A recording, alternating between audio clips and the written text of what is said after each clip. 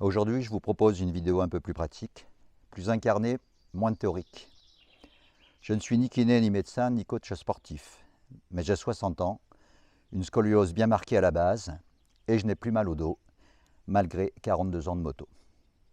Je ne passe pas 2 heures par jour à faire du sport, mais j'ai intégré certains mouvements clés dans ma routine hebdomadaire, et surtout dans mes postures au quotidien. Je vais vous montrer les exercices d'assouplissement et de gainage que je pratique depuis des années. Ce n'est pas un programme miracle, c'est juste ce qui m'a aidé à renforcer mon corps petit à petit. À chacun d'adapter selon ses besoins et ses limites.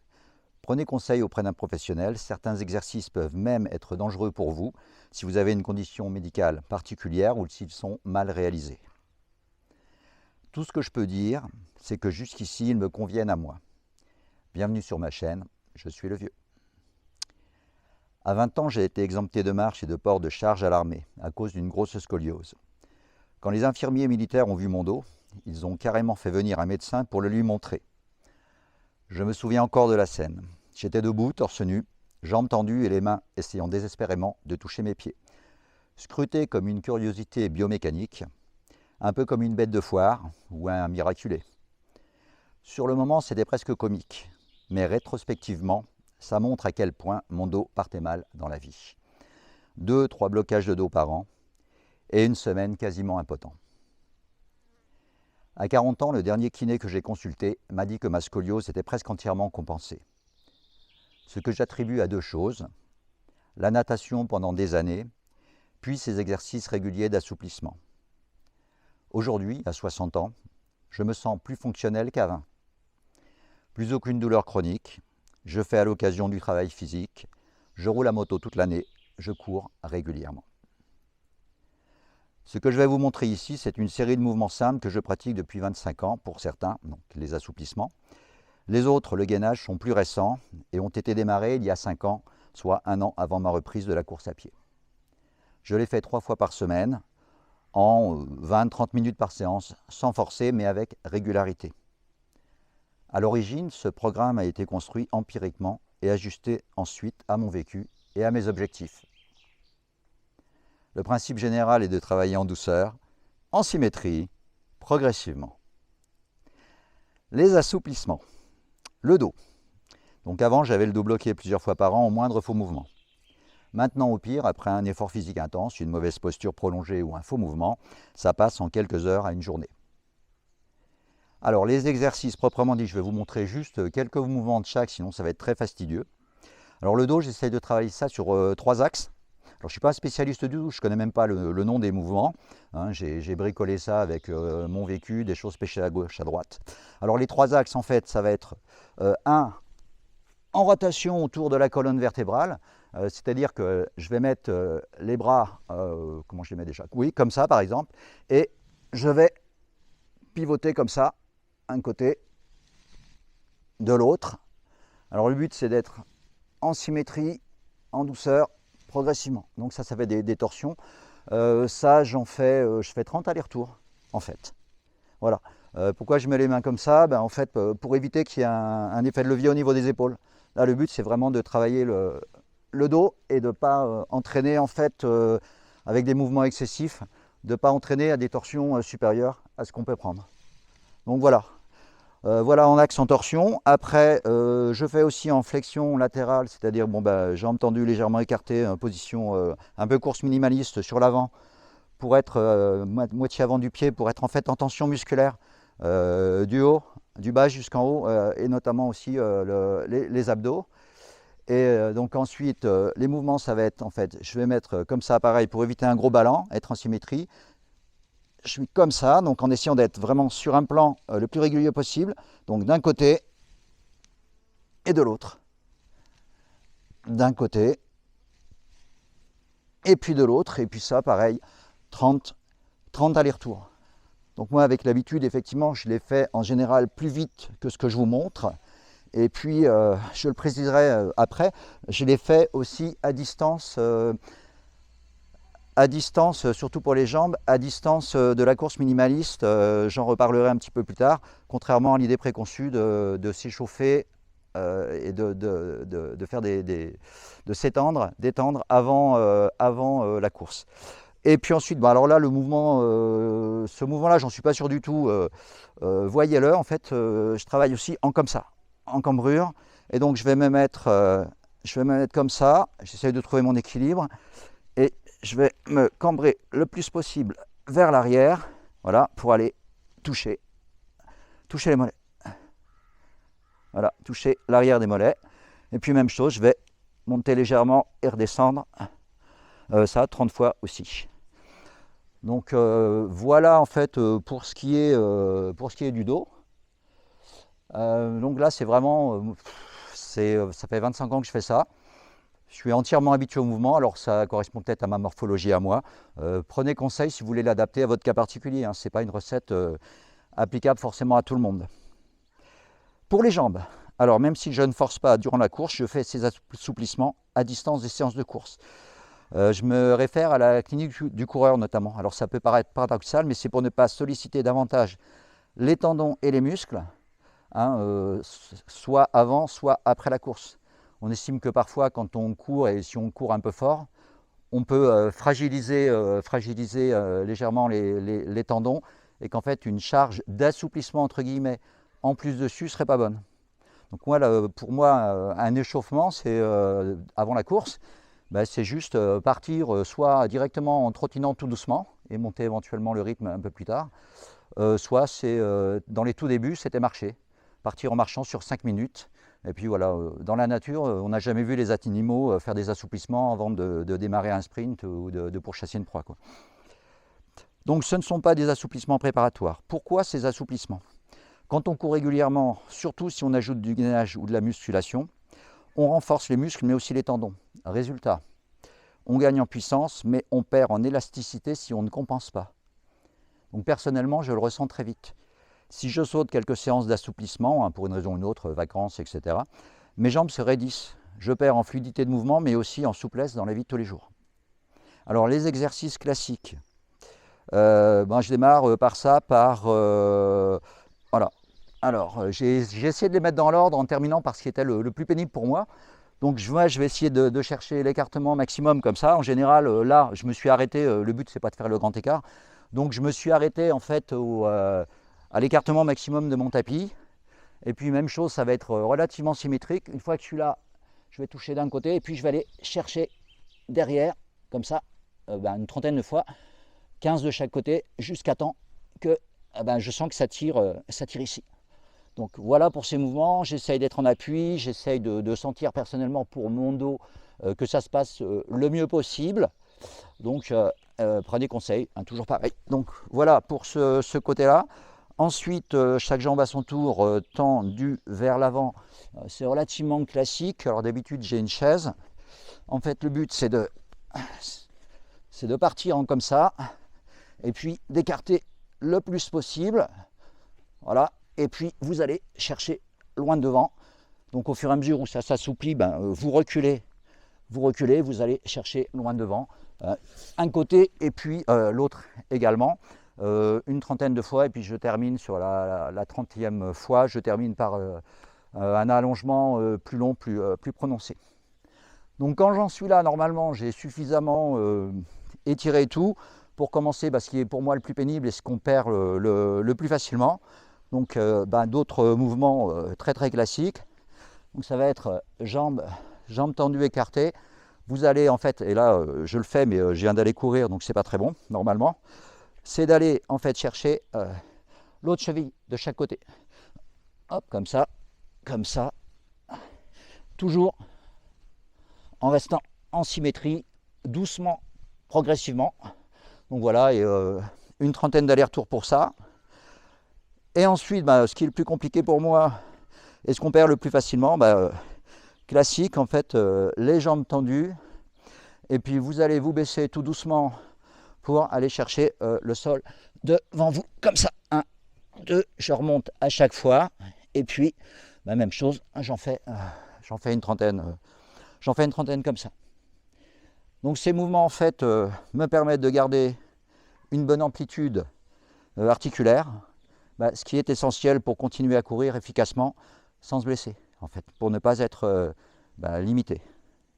Notamment lors d'un sprint et tout, quand on trottine ou quand on court tout doucement, on n'a pas besoin d'une amplitude, d'une grosse amplitude, surtout avec la course minimaliste. Si vous accélérez vraiment l'allure lors d'un sprint, c'est bien que vos articulations et vos tendons soient sollicités, mais dans leur fenêtre d'adaptabilité. Alors effectivement, autre intérêt de ces petites séances d'assouplissement, ils me permettent effectivement ces mouvements accessoirement d'enjamber une fenêtre haute et d'accéder au toit terrasse de mon école pour y récupérer les ballons des élèves, ce qui est bon aussi pour ma cote de popularité. Alors, gainage. Le gainage, ce n'est pas juste esthétique. Donc ce qui m'intéresse, c'est la jonction entre le torse et les jambes. Donc en renforçant cette zone, j'ai constaté que ma foulée devenait plus stable et plus efficace. Alors l'énergie passe mieux entre le haut et le bas. C'est un point que beaucoup de coureurs occasionnels, je pense, coureurs du dimanche, comme moi, négligent. Mais un tronc bien gainé, c'est un moteur plus fluide. Alors les exercices, rien de révolutionnaire. J'ai pêché un peu tout sur Internet. Ils sont un peu plus récents, beaucoup plus récents même, puisque je les ai démarrés il y a 5 ans, un an avant la course minimaliste. Donc la planche face au sol, donc pendant... moi maintenant je la fais 4 minutes, c'est-à-dire je compte jusqu'à 120 tout lentement et puis je redescends jusqu'à 0. En fait au début, la première fois j'ai fait 1 minute, 1 minute 15. Le but ça va être de se mettre bien comme ça. Donc moi j'avais lu les fesses légèrement sorties, d'autres personnes me disent complètement à plat, effectivement. Alors normalement je suis plutôt comme ça, voilà. Et puis en fait, je compte très lentement jusqu'à 120 et puis je redescends. Donc j'essaye d'être bien en symétrie, évidemment, comme d'habitude. Et tout à la fin, en fait, je vais essayer de m'allonger, donc toujours symétriquement. J'essaye de reposer sur mes talons et je vais essayer avec la tête et le cou bien dans l'axe. Je vais essayer d'aller chercher le plus loin devant possible. Voilà, pour bien m'étirer le dos. Donc voilà, c'est le principe pour celui-ci. Après, d'autres mouvements très classiques. Il y a tout ce qui est pédalage vers le haut. Voilà, pédalage comme ça. Donc évidemment, là, je suis sur un terrain un peu inégal, mais normalement, je fais ça à plat en intérieur. Là, j'ai voulu vous montrer ça dans un panorama un peu plus agréable que mon salon. Donc alors, moi j'ai vu en fait, attention au cervical, j'ai pris l'habitude moi de le faire là avec les mains croisées juste au-dessus de la nuque, en léger soutien de nuque, mais beaucoup de personnes recommandent de se mettre comme ça les mains juste aux tempes pour ne pas risquer de forcer sur la nuque. L'inconvénient quand vous faites ça, c'est que vous avez tout le poids de votre tête qui est supporté effectivement par les muscles de la nuque aussi. Alors moi personnellement, je préfère mettre les mains en léger soutien, coude écarté, main en léger soutien. Je vais essayer d'avoir une équerre ici pour pas faire des abdos longs. Et puis classiquement, vous avez la petite séance de pédalage comme ça. Les deux épaules bien mises, vous sentez que c'est symétrique. Puis bon, maintenant j'en fais, je monte à 100 et je redescends. Bon, au début, vous voyez combien vous pouvez en faire. Le but, c'est que ça soit progressif. Deuxième type de mouvement, même chose, comme ça, et vous montez tout simplement. Donc ça, je vous fais grâce de la théorie, c'est censé faire travailler différents abdos. Là, par exemple, on est sur des abdos un peu plus bas et un peu plus profonds peut-être. Et même chose, 100 et puis je redescends. Au début, c'était quoi, une trentaine, je crois. Donc vous faites ça, toujours pareil, essayez de faire ça en souplesse, tranquillement. Alors effectivement, normalement, on n'a pas besoin des bras. Moi, j'aime bien effectivement les mettre ici pour avoir un petit appui, un petit coussinet sous la nuque, mais en faisant bien attention de ne jamais forcer sur les cervicales qui sont un endroit très fragile. Ensuite, les transverses, en fait, vous allez mettre même chose, vous ramenez le plus possible votre jambe, enfin ça c'est ma façon de faire. Et puis vous allez décoller une épaule et aller chercher coude et genou opposés comme ça. Donc la première fois j'en faisais 20-25 je crois de chaque côté. Bon maintenant je suis passé en fait à 200 pour chaque côté. Donc je vous fais grâce des 200. Donc voilà, c'est pas quelque chose de révolutionnaire. Adaptez-le, cherchez aussi vous-même ce qui convient à votre cas particulier.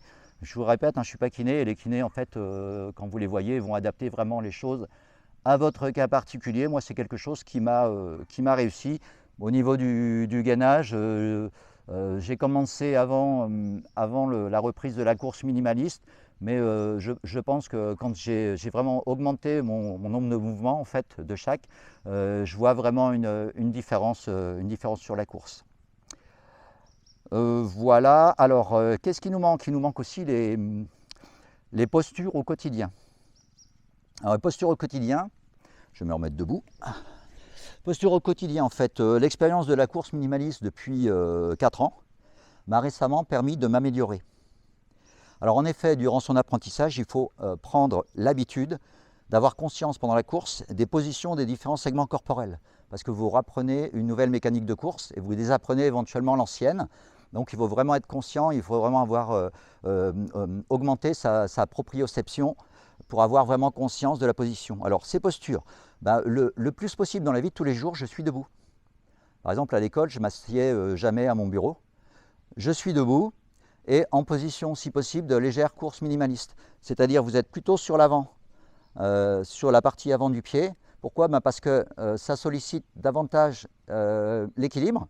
Si vous reposez moins sur deux appuis, c'est-à-dire l'avant et le talon, l'arrière, si vous reposez sur ces deux appuis, vous êtes plus en équilibre, du coup vous êtes moins en tension musculaire pour corriger en permanence un petit déséquilibre. Si vous êtes un peu plus sur l'avant, vous allez tout de suite, essayez-le, vous allez tout de suite mettre en tension les muscles des jambes, mais aussi les abdominaux, et en fait vous allez avoir tendance pareil à vous, pas raidir, mais à solliciter aussi tous les muscles du dos. D'accord? Donc ça fait en fait un gainage permanent, léger gainage permanent, et ça vous met le corps en tension, les segments, les différents segments, la colonne vertébrale et tout, hein, sont entourés de muscles, et plutôt que d'être comme ça, un peu avachi, un peu bien en équilibre, d'accord, mais en n'ayant pas besoin de solliciter vos muscles, vous êtes en soutien musculaire pour votre colonne également. Voici, alors quand je suis assis, je ne vais pas pouvoir vous le montrer ici forcément, mais en fait, vous connaissez le principe des chaises à pans inclinés. Chaise à pans inclinés, en fait, c'est que vous avez une assise qui est inclinée comme ça, ce qui fait que ça vous oblige à être reposé un petit peu. Alors parfois, il y a même des reposes pour les genoux. Ça vous oblige à vous appuyer un peu sur vos jambes. Donc ça vous met en tension, ça vous met en tension aussi les abdos, et donc du coup, le dos a aussi tendance à être droit, à retrouver une posture droite. Alors moi, je fais ça simplement en arrangeant quelques coussins sur le plan horizontal d'une chaise pour qu'en fait, il se retrouve incliné. Et donc ça fait vraiment la différence quand on est obligé de rester sur l'ordinateur plusieurs fois. Alors soit investir dans une bonne chaise à plan incliné, soit effectivement se bricoler quelque chose pour qu'on reste en tension musculaire, et que ça vous mette effectivement, ça vous remette le dos bien droit, que ça sollicite les abdos, les jambes, etc. Alors après, quand je dis sollicite, c'est léger. Lors d'un travail physique, alors même chose, vous avez des positions ergonomiques de base, hein, c'est vraiment des évidences. Si vous devez aller chercher quelque chose soulevé, si vous faites ça et vous remontez tout avec votre dos, ça peut passer un petit peu, mais je vous le dirai juste après, je prendrai un petit exemple. Si vous remontez une centaine de sauts de 12-15 kg, votre dos, surtout s'il a le passif du bien, il va vite rendre grâce en fait. Donc le but, ça va être effectivement de descendre plus sur les cuisses, effectivement, et de remonter en poussant sur les cuisses, sur les jambes, en gardant, effectivement, vous avez tout ça qui va fonctionner, mollets, cuisses, abdos, et puis vous allez remonter comme ça. Vous allez remonter comme ça. Donc effectivement, c'est bien aussi d'avoir une certaine souplesse pour pouvoir le faire. Donc dans la vie de tous les jours, on voit souvent des gens qui ils sont sur leur dos, quoi. Ils forcent avec leur dos, ils remontent quelque chose avec le dos. Donc moi j'essaye de garder le dos toujours droit. Donc pour la petite histoire, hein, pour l'anecdote, on a un terrain ici qui est très argileux et assez imperméable. Donc j'ai donc installé un drain, un tube de béton de 2 mètres de profondeur et puis à peu près de 60 cm de diamètre en fait pour pouvoir assécher certaines zones du terrain. J'ai remonté du drain jusqu'à 600 seaux de 12-15 kg dans la journée. Et ce, plusieurs fois par semaine. La pire semaine, il y avait eu de très fortes pluies. J'ai calculé que j'avais sorti du terrain l'équivalent du poids d'un semi-remorque en eau. Alors avec mon dos normalement en vrac. Donc je ne vais pas vous dire que je sentais rien, mais je n'ai pas été bloqué, rien du tout. Et en fait, je sentais une fatigue généralisée parce qu'en fait, pendant ces exercices-là, ce travail physique, je faisais travailler tous les tronçons du corps. Le dos, son travail, c'était de rester droit. La colonne vertébrale, c'était de rester aussi droite qu'elle pouvait, soutenue par les muscles du dos. Et en fait, j'avais les bras, les jambes, les abdos qui allaient fonctionner comme un tout pour épauler le dos. Et le dos, tout ce qu'on lui demande dans ces conditions-là, c'est de rester bien droit pour faire son travail de soutien du corps. Donc voilà, ce sont des choses que je n'aurais pas pu faire il y a 40 ans, c'est clair. Alors, un point souvent négligé, l'importance d'une bonne literie. Alors, vous avez des gens qui dépensent de 10 à 30 000 euros pour une voiture dans laquelle ils vont passer 10% de leur temps, mais qui vont rechigner à mettre 2 000 euros pour un matelas sur lequel ils vont passer un quart à un tiers de leur vie. Donc, une literie, ça change, une très bonne literie. Nous, on a passé le pas, mais on avait déjà 50 ans. Une très bonne literie, ça change vraiment tout. Se réveiller en bon état le matin parce qu'on a été bien soutenu pendant la nuit, je trouve que c'est fondamental aussi. En conclusion, alors, est-ce que ce sont ces exercices qui expliquent à eux seuls la disparition de mes douleurs et ma forme actuelle? Franchement, je n'en suis pas sûr. Depuis quelques années, j'ai changé beaucoup de choses. J'ai réduit drastiquement les sucres qui sont inflammatoires. Je pratique un jeûne de 5 à 10 jours chaque année, ce qui chez moi fait disparaître certaines petites douleurs résiduelles. Ça peut être des douleurs à l'épaule qui vont venir lors de séances de travaux physiques. Je sais pas, quand je fauche, par exemple, là sur le terrain, j'avais investi l'an dernier, j'en avais marre des tondeuses à gazon, j'avais investi dans une faux. Et en fait, au lieu de passer 2h30 sur les 2000 m² et quelques du terrain avec une tondeuse mécanique, c'était 7 heures de fauchage. Donc ça, le taille-haie, enfin bon, tout ce qu'on fait habituellement dans une propriété quand il y a des arbres, des haies, de l'herbe à vache à tondre. Donc ça, en fait, ça génère parfois des petites douleurs qui reviennent régulièrement. Donc, le jeûne, j'ai remarqué que pendant mes jeûnes, en tout cas, mes jeûnes font disparaître ces petites douleurs résiduelles. Donc, difficile de savoir ce qui appartient au jeûne, ce qui appartient aux exercices d'assouplissement. Alors, je cours aussi désormais en course minimaliste, ce qui théoriquement favorise une meilleure santé des disques intervertébraux. Quand vous êtes dans la zone d'adaptabilité et que vous ne dépassez pas ces limites, certaines études ont montré un accroissement des disques intervertébraux lors de la course. C'est la course minimaliste qui génère beaucoup moins de jet, beaucoup moins d'impact au sol à la réception, qui est beaucoup plus souple. Je prends aussi de la glycine et du collagène, donc difficile de dire quel facteur joue le rôle principal. Ce que je constate, c'est que l'ensemble de cette hygiène de vie me réussit et que je me sens aujourd'hui plus fonctionnel à 60 ans qu'à 20. Alors oui, j'ai perdu en explosivité musculaire, j'ai perdu en sprint, mais globalement, sur des tâches physiques ou des tâches d'endurance, je suis plus fonctionnel maintenant à 60 qu'à 20. Donc, et c'est tout ce qui m'intéresse, et c'est ce tout-là qui m'intéresse. Donc pas un protocole figé, pas un exercice isolé. Donc contrairement à ce que son titre laisse entendre, cette vidéo n'est pas un tuto à proprement parler. Elle a juste pour but également d'illustrer qu'il est possible d'agir sur soi pour améliorer sa santé. Et c'est erreur, vous essayez quelque chose, vous voyez si ça vous réussit ou pas, et puis vous validez si ça vous a réussi, si ça vous réussit pas, vous changez. Vous changez, vous faites autre chose, vous prenez également conseil éventuellement. Donc c'est ce que je voulais partager avec vous. Donc n'oubliez pas de prendre conseil auprès d'un vrai professionnel et d'adapter les exercices à votre cas personnel. Voilà, c'est tout ce que je voulais vous dire, c'est tout pour cette fois. Portez-vous bien. Ciao.